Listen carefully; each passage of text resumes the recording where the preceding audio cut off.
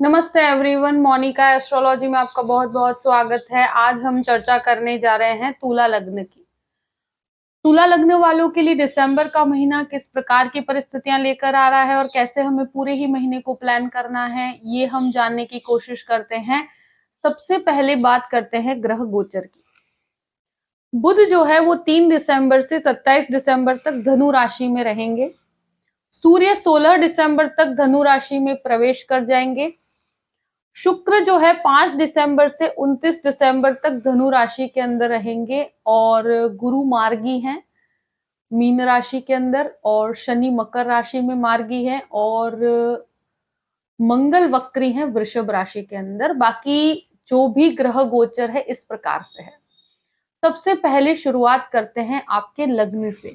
तुला लग्न और लग्न का स्वामी बनता है शुक्र, और शुक्र जो है वो ऑलमोस्ट पूरे महीने के लिए आपके तीसरे घर में है और बुध के साथ है, और सूर्य भी यहाँ पर 15 तारीख के बाद आएंगे। तो ये एक तरह से कहा जाए कि काफी समय से, क्योंकि केतु यहाँ पर है, व्यक्ति को काफी एंग्जाइटी देते हैं। मतलब वो छोटी छोटी चीजों में काफी स्ट्रेस लेने लगता है चीजों को लेकर, क्योंकि ये स्थिति ऐसी लगती है व्यक्ति को डायरेक्शन लेस फील होता है। यानी कि वो उसे ऐसा लगता है कि ये चीजों में कैसे आगे बढ़ा जाए, परिस्थितियों को लेकर क्या किया जाए, कैसे इम्प्रूवमेंट किया जाए।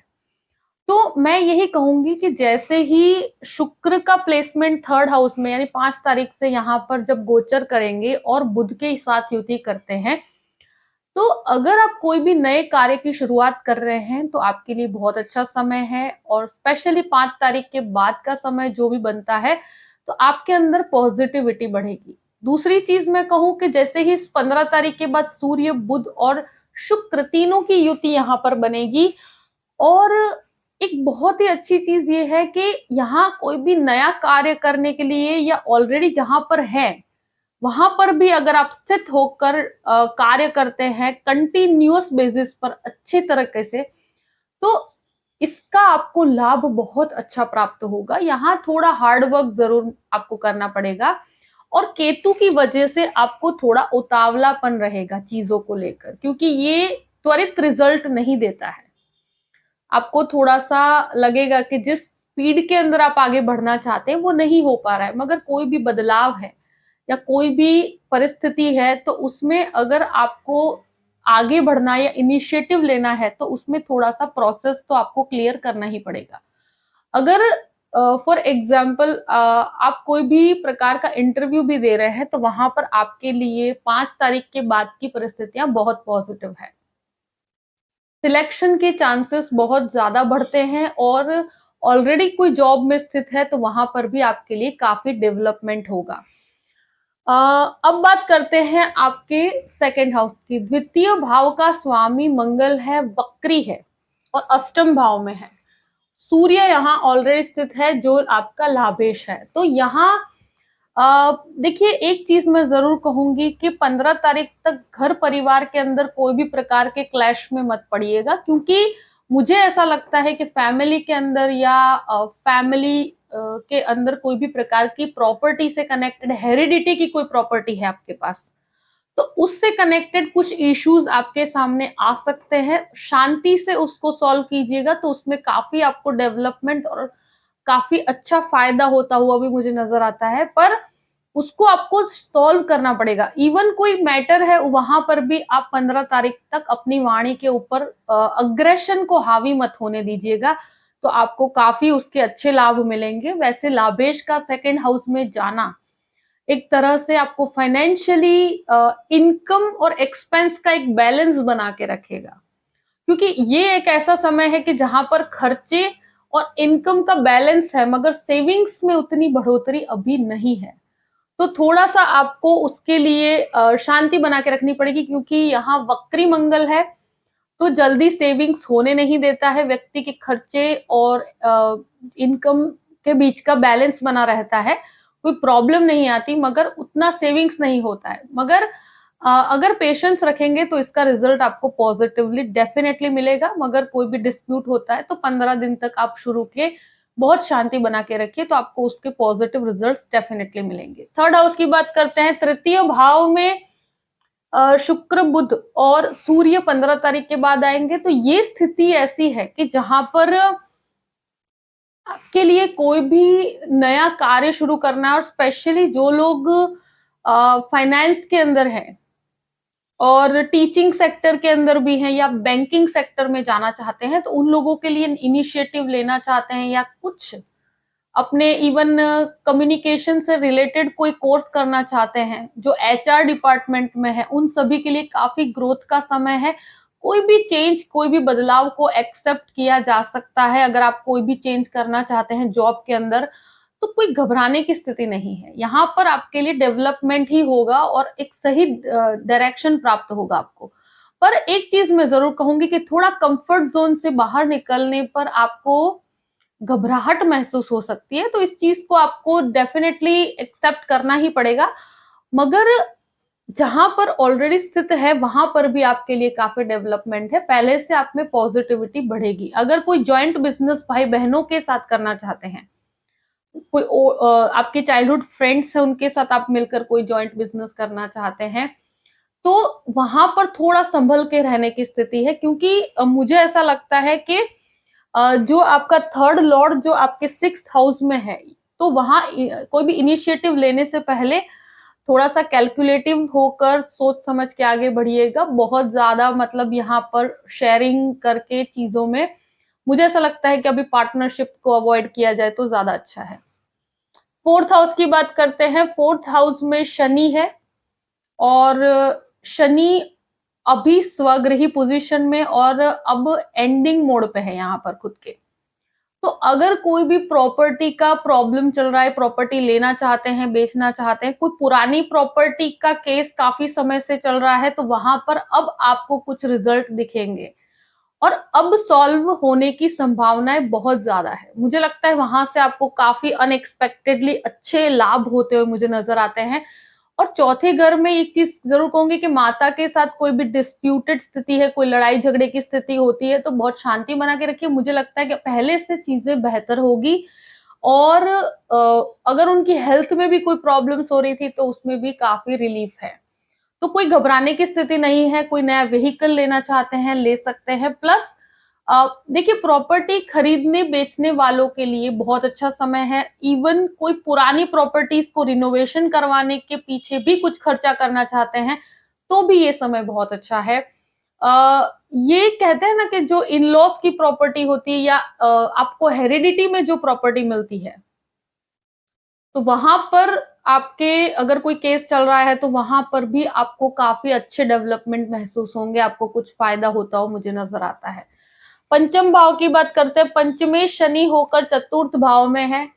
यहाँ एक तरह से कहा जाए जो आईटी क्षेत्र में है या जो जो लोग जो भी लॉ के फील्ड में है, इस तरह की कोई भी एजुकेशन से जुड़े हुए हैं, उन लोगों के लिए परिस्थिति अच्छी है। मगर मुझे ऐसा लगता है कि मेहनत के हिसाब से आप स्टूडेंट्स के लिए इतना अच्छा रिजल्ट अभी भी जो चाहिए वैसा प्राप्त नहीं है, थोड़ी सी कमी है। मगर देखिए, अपनी मेहनत में कमी मत रखिएगा, क्योंकि यहाँ रिजल्ट अब आपको मिलना प्राप्त होगा। क्योंकि अब शनि अपने अंतिम चरण पर है। तो यहाँ पर क्या है कि अब जैसे कुंभ राशि में प्रवेश करने वाले हैं, तो इस महीने एक तरह से आपकी मेहनत के अंदर बहुत ज्यादा बढ़ोतरी होनी चाहिए, तो आपको इसके रिजल्ट्स और भी अच्छे मिलेंगे। दूसरी चीज, जो भी एजुकेशन के अंदर हैं उन लोगों के लिए फायदा है। और यहाँ मेहनत शनि बहुत ज्यादा भी करवाएगा स्टूडेंट्स के साथ। और अगर कोई चाइल्ड एक्सपेक्ट कर रहे हैं तो कोई घबराने की स्थिति नहीं है। इवन शेयर मार्केट के अंदर इन्वॉल्व है तो लॉन्ग टर्म इन्वेस्टमेंट करिएगा। अभी मुझे बहुत बड़े लाभ उसमें नजर नहीं आते हैं, तो इन्वेस्टमेंट में आपको एक बैलेंस रहेगा इनकम का। मगर अनएक्सपेक्टेडली बहुत बड़े स्तर का लाभ मुझे यहाँ नजर नहीं आता। मगर जो भी इन्वेस्ट करते हैं लॉन्ग टर्म के लिए कीजिए तो आपके लिए फायदेजनक रहेगा। अब बात करते हैं आपके 6th हाउस की। छठे घर में गुरु स्वगृही पोजीशन में मार्गी हैं। देखिए, लेडीज में जो पीसीओडी से कनेक्टेड इश्यूज हैं वो आपको उभर के आ सकते हैं। प्लस शरीर बढ़ने की प्रॉब्लम, हेल्थ, ओबेसिटी, प्लस यहाँ पर गैस्ट्रिक प्रॉब्लम भी होती है। तो ये चीजों को गुरु 6th हाउस में ये देता ही देता है। मैं एक चीज कहूं कि लोन्स जितना कैपेसिटी हो उतना लीजिए, यहाँ पर लोन्स बहुत ज्यादा बढ़ने मत दीजिएगा, क्योंकि मुझे ऐसा लगता है ये मार्गी है गुरु, लोन प्राप्त बहुत इजीली हो जाएगा मगर वहां पर आपको पे ऑफ करने में काफी प्रॉब्लम्स होती है। तो हो सके तो लोन्स की परिस्थितियों को काफी कंफर्टेबल लेवल तक रखिएगा। बाकी आपको अगर लोन प्राप्ति की इच्छा है तो वो आपको मिल जाएगी, तो उसमें कोई घबराने की स्थिति नहीं है।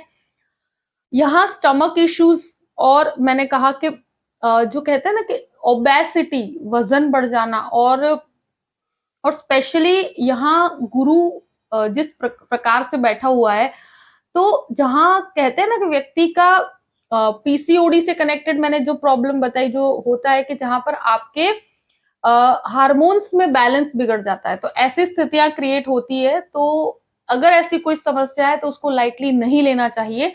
तो कोई घबराने की स्थिति नहीं है, शत्रु आप पर हावी नहीं हो पाएंगे, तो घबराने की कोई ऐसी स्थिति नहीं है। मगर एक ही चीज है कि अपने जो भी इनिशिएटिव लेते हैं बहुत कैलकुलेटिव होकर लीजिएगा। 7th हाउस की बात करते हैं, 7वें घर में राहु और सप्तमेश अष्टम भाव में वक्र पोजीशन में है। पार्टनरशिप बिल्कुल नहीं करनी है आपको, क्योंकि यहाँ कोई भी नई पार्टनरशिप को आपको अवॉइड करना चाहिए। कोई भी प्रकार की पार्टनरशिप को आपको अवॉइड करना चाहिए, क्योंकि यहाँ राहु है। तो यहाँ मुझे ऐसा लगता है कि अभी कोई भी प्रकार की नई पार्टनरशिप में पड़ने से बचना चाहिए, और ऑलरेडी कोई पार्टनरशिप में है आप इन्वॉल्व, तो वहां पर भी आपको बहुत शांति बना के रखनी पड़ेगी अपने स्वभाव में, क्योंकि जो वक्री मंगल है और अष्टम भाव में है, व्यक्ति को काफी नुकसान देते हैं, उसके साथ छल कपट की स्थिति भी होती है। तो अभी पैसों को लेकर बहुत ज्यादा किसी पर मतलब विश्वास करने की स्थिति नहीं है, इसलिए हो सके तो पार्टनरशिप मत कीजिएगा। और अगर ऑलरेडी स्थित हैं तो काफी डॉक्यूमेंटेशन या चीजों को क्लियर रखिएगा। यहाँ जो कंस्ट्रक्शन फील्ड में है उन लोगों के लिए बहुत अच्छा है, जो कंस्ट्रक्शन मटेरियल का काम करते हैं उनके लिए अच्छा है, मेडिसिन वालों के लिए भी बहुत अच्छी स्थिति है। ऐसा नहीं है कि राहु खराब ही होता है, यहाँ बिजनेस के अंदर जो जो दवाइयों का बिजनेस करते हैं उनके लिए तो बहुत ही अच्छी परिस्थिति बनती है। और जो ईंट ईट है, सीमेंट है, उन चीजों के कनेक्टेड कोई भी बिजनेस है उनके लिए बहुत अच्छा है। खाने पीने का व्यापार करते हैं उन लोगों के लिए भी बहुत अच्छी परिस्थिति है, डेवलपमेंट बहुत अच्छा है। पर एक चीज है कि यहाँ पर आपके एक्सपेक्टेशन लेवल से थोड़ा सा ये नीचे रहेगा, यानी आपका ग्रोथ है मगर जो 7th लॉर्ड की पोजीशनिंग बहुत अच्छी नहीं है। तो अभी बिजनेस के अंदर जो आप चाहते हैं उस लेवल का आपको रिटर्न अभी मिल नहीं पाएगा। यहाँ पर आपको काफी हार्डशिप और मेहनत करनी पड़ेगी, और यहाँ आपको थोड़ा वेटिंग भी करना पड़ेगा इंसान को, क्योंकि यहाँ मंगल का वक्री भ्रमण जो है वो मेहनत काफी करवा रहा है, मगर यहाँ कुछ चीजों में आपको वेटिंग में रखा जा सकता है। आपको चीजों को लेकर, पेमेंट को लेकर, हर चीज को लेकर वेट करना पड़े, आपके चीजों में धीमापन हो सकता है, ऐसी स्थितियां क्रिएट होगी। और पति पत्नी के बीच में भी मुझे लगता है कि क्लैशेस होने की संभावना बहुत ज्यादा है। अभी रिलेशनशिप को बहुत संभाल के रखना पड़ेगा, क्योंकि मुझे ये स्थिति के अंदर लगता है कि एक दूसरे पर अविश्वास की स्थिति क्रिएट होगी, एक दूसरे के साथ अकारणीय लड़ाई झगड़े, ऐसी स्थितियां इंटरनली क्रिएट हो रही है। और राहु एक शंकास्पद स्थिति क्रिएट करता है, व्यक्ति एक दूसरे पर डाउट करते हैं, सस्पेक्ट करते हैं, ऐसी स्थितियां क्रिएट होती है, तो उससे रिलेशनशिप खराब होती है। तो इन चीजों को लेकर थोड़ा सा शांति बना के रखिएगा, और बहुत संभल के रहने की स्थिति है। 8th हाउस की बात करते हैं, अष्टम भाव में मंगल वक्रावस्था में है, अष्टमेश जो है 3rd हाउस में है। तो ये स्थिति के अंदर मैं एक ही चीज कहूं आपसे कि कोई भी प्रकार के व्हीकल चलाने में बहुत ध्यान रखिए, और कहीं पे भी गिरने की संभावनाएं भी बनती है इस महीने, क्योंकि ये स्थिति के अंदर जो मंगल यहाँ पर जो स्थित है वक्रावस्था में है, इवन कोई स्टमक रिलेटेड, पेट से कनेक्टेड इश्यूज है वो भी आपको परेशान कर सकते हैं, तो उसको भी लाइटली नहीं लेना है। और ये अष्टम भाव में व्यक्ति को बहुत ज्यादा एंगर इश्यूज देते हैं, बहुत छोटी छोटी चीजों में बहुत शॉर्ट टेम्पर्ड हो जाते हैं, कभी कभी इन लॉज के साथ भी रिलेशनशिप खराब कर लेते हैं। तो ऐसी स्थितियों में आपको शॉर्ट टेम्पर्ड नहीं होना है। देखिए ये जो परिस्थिति है तुला लग्न वालों के लिए, जो मंगल 8th हाउस में है, और केतु केंद्र में है, और ये स्थितियों के अंदर व्यक्ति को अपने शॉर्ट टेम्पर्ड नेचर से बचना चाहिए, उतावलेपन से बचना चाहिए, अकारणीय चिड़चिड़ाहट या गुस्से को कंट्रोल करके रखना चाहिए। उसके ऊपर कंट्रोल करके रखेंगे तो दूसरी चीजों में काफी अच्छा डेवलपमेंट आपको प्राप्त होगा।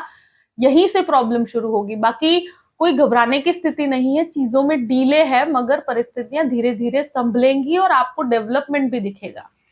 9th हाउस की बात करते हैं।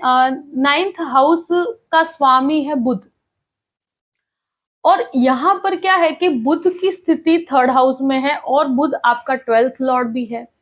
तो फॉरेन लैंड से कनेक्टेड चीजों में आपके लिए पहले से डेवलपमेंट है। और एक तरह से अगर आप बाहर जाना चाहते हैं फाइनेंस के एजुकेशन के लिए, तो वहां पर भी आपके लिए काफी अच्छी बढ़ोतरी है। स्पिरिचुअलिटी के अंदर मैं बहुत बढ़ोतरी नहीं कहूंगी, क्योंकि मुझे ऐसा लगता है कि लग्जरी है, खूबसूरत चीजें हैं, ट्रैवलिंग है, इन चीजों में आपका इंटरेस्ट बहुत ज्यादा बढ़ेगा। और यहाँ पर आप अगर फादर के बिजनेस के अंदर भी इन्वॉल्व है तो वहां पर भी आपके लिए काफी अच्छा ग्रोथ होगा। तो यहाँ भाग्य के अंदर पहले से बेटरमेंट आप महसूस कर पाएंगे। अब बात करते हैं आपके 10th भाव की। देखिए 10th भाव का सबसे अच्छी चीज ये है कि गुरु का उच्च का दृष्टि आपके 10th हाउस पे पड़ते हैं, और शनि की भी एक दृष्टि आपके 10th हाउस पे है। अब गुरु की दृष्टि मार्गी भी है, और आपके लिए जो सोर्स ऑफ इनकम एक बहुत ही पॉजिटिवली खड़ा होगा। एक से ज्यादा सोर्स ऑफ इनकम हो सकती है। आप जो जो काम के अंदर ऑलरेडी इन्वॉल्व हैं, काफी समय से आप सोच रहे हैं जॉब नहीं है, जॉबलेस की स्थिति है, तो यहाँ जॉब मिलने की संभावनाएं बहुत अच्छी है अभी।